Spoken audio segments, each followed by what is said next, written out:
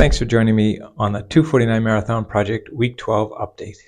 In this video, I'll go through how all of last week's sessions went, how I'm feeling, and where I am at this point in the program. I'll also discuss all of the metrics from Week 12 and where I stand in that regard. I just want to also mention that our sympathies and our thoughts are with the people of Valencia. At this point, we haven't had any update as to whether the marathon is going ahead or not.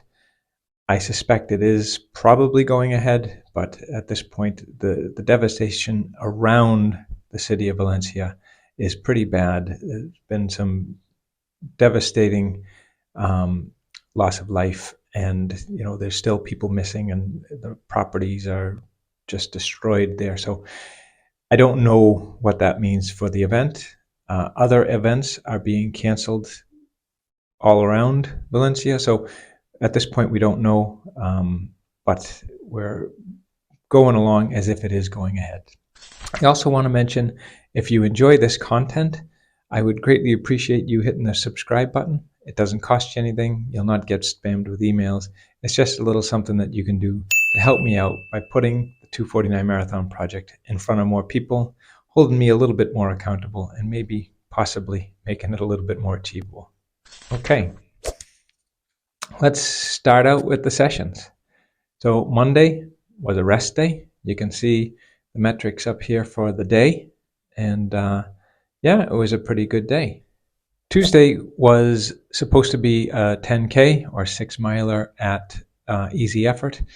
However, they were giving, the forecast was giving a really heavy thunderstorms and what have you. So when I did get out, I went at more of a steady pace. So you can see here, the pace was a lot harder than an easy pace. So that's closer to where I would be for a steady pace effort. So that's what ended up happening. Enjoyed it. It went well. It's really, really encouraging to be running and feeling okay, normal, if that's a thing. It made a big difference, and to be running 7:06 a mile as a steady pace, it just feels good. Wednesday was supposed to be a 13-mile steady pace run. We decided to go to Alicante, and while there, I did my run along the coast. It was absolutely superb. The weather was fantastic. I got to try out my new Vaporflies. I love them. They felt really good. The pace was probably a little bit slow for a steady effort, mostly because the boardwalk was really busy. I had to stop and walk around people at certain points and stop and wait for people, and I didn't stop the watch. So the pace is probably a little bit slower than steady effort, but it was such an enjoyable day. It was a very, very good run. Really enjoyed it. Thursday was a 5-miler or 8K, easy effort. I was running a little bit late on Thursday. I had some coaching calls to make, and I ended up picking up the pace a little bit towards the end. So it was tending towards more of a steady run. So once again, a little bit harder than it probably should have been. But it was also my birthday, and wanted to get home and get my calls out of the way and have a little bit of a celebration with the family. Friday was a no running day, so no running. It was up to that point, it had been a really good week, and I think it was a very good opportunity to give my body a wee rest after only coming back to a full slate of sessions this week. So that was it was a timely rest day. Saturday was another opportunity to get the Vaporflies out and really give them a good test. So it was a 6-miler or 10K with the middle 5K at race pace. When I say race pace, I mean 5K race pace. So it was a real max effort 5K. It's not where I should be. It's not what I can run when I'm in good shape, but it certainly was a step in the right direction. So I ran 19:19 for the 5K. At this point, I would have felt 18:30s would have been more appropriate or more where I should be, but I'm pleased with the effort. I hadn't run that kind of pace in a long time. The Vaporflies felt really good. Yeah, overall, I was pleased with the session. The pace did tail off as I went, but so did the terrain. I started to go uphill in the last K.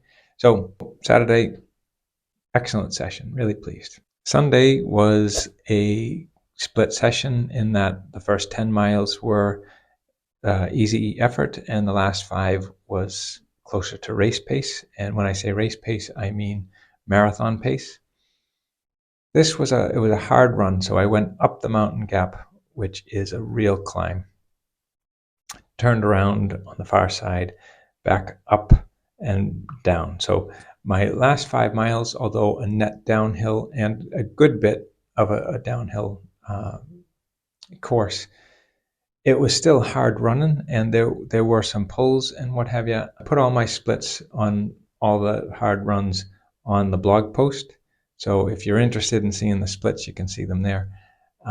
It was a good run. I hit all of my targets, with the exception of the first K, which was 423 per K.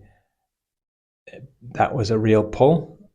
And it's also the first mile coming off of the 10 miles at easy effort. So it was a tough old mile. However, after that, it was a real good, solid effort, and I was able to keep my pace below target. So I was really pleased with that. So those were the sessions. It was a really good, successful week. Very pleased with where I am at the minute, considering where I had been for the last month or so. It's been a very, very good turnaround. Okay, let's talk about the metrics.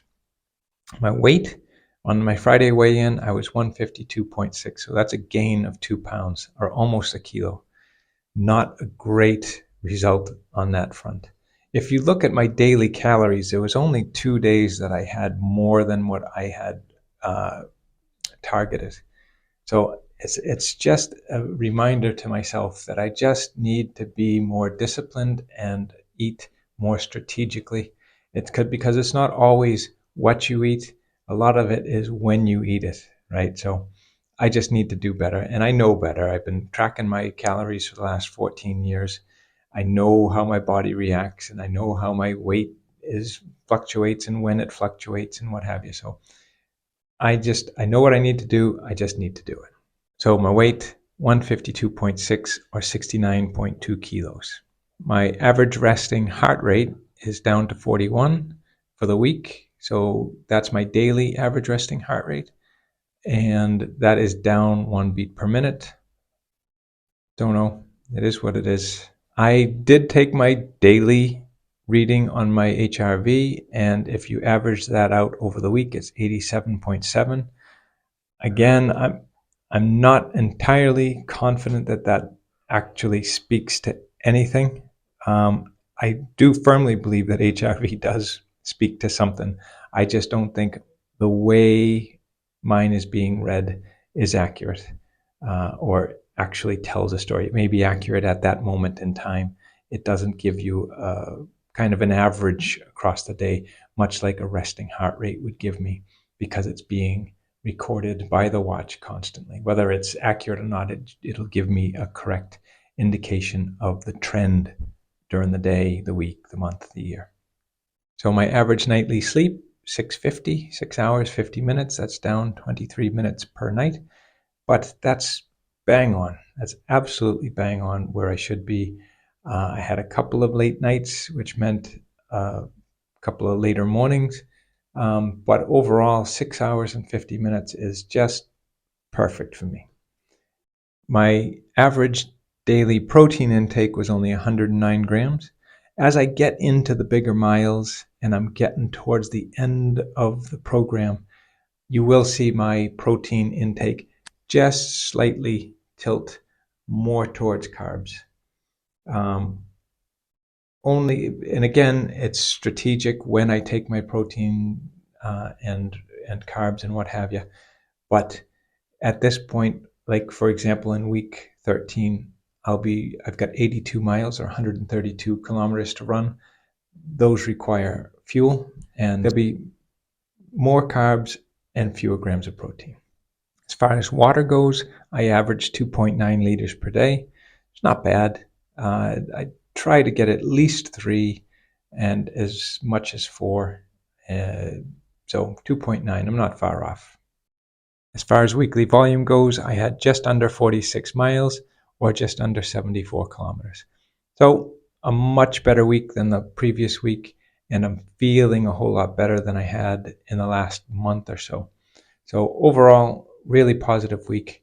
So in week 12, lessons learned, I'd say this isn't really a lesson learned, but one of the things that was introduced in week 12 that hasn't been there before is the introduction of the Vaporflies. Absolutely superb shoe. Really enjoyed running in them. There's every bit as much as I liked the Vaporfly 1s, I like these Vaporfly 3s. Absolutely a superb running shoe. So with the introduction of the Asics Nova Blast as far as a daily trainer cushion shoe, non-plated, I now have a really good a second racing shoe to add into the mix, and it'll also be really useful in building that confidence on these hard runs in the next couple of weeks.